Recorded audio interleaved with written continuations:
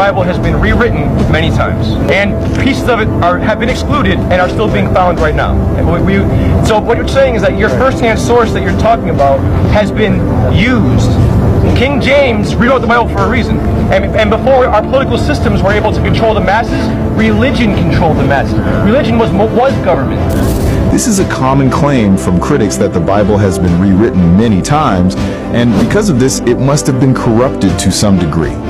They also argue that since King James ordered the translation of the Bible, it must have been adjusted to suit political ambitions. Let's hear Cliff's response.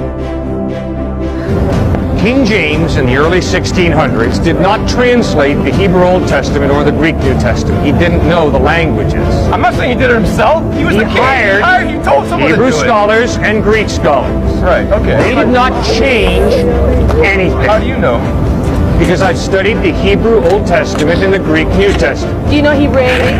I had to learn Hebrew and Greek in seminary. The way that they taught, I know that the Old Testament was written in Hebrew and the New Testament was written in Greek. You raise a great question, which is, why should we trust Matthew, Mark, Luke, and John to give us accurate historical information? Hopefully you have some tests, sir, that you use to determine historical reliability. Myself, I've got 4 tests. I use them on Suetonius, Herodotus, U.S. history, Greek history, any history. Nothing sacred about my tests. Come up with your own. My 4 tests are internal consistency, meaning by that, are there contradictions within the text that point to massive confusion? When you read Matthew, Mark, Luke, and John, you'll notice a tremendous internal consistency. No contradictions. Different perspectives? Yes. Second test, literary style. Once upon a time in the land of Nod. Wink and blink and nod took a boat ride. Obviously, that's fairy tale. It's not the literary style of Matthew, Mark, Luke, and John. Matthew, Mark, Luke, and John use historical narrative, like a newspaper reportage, as literary style. Third test, archaeology. Are we talking about Jesus and the island of Atlantis? No.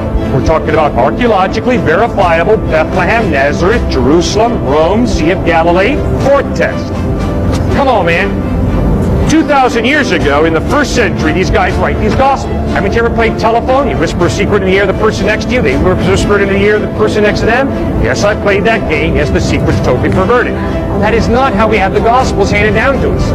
Sir, the Gospels that we have today in English are based on over 5,200 Greek manuscripts, all agreeing to an infinitesimal degree.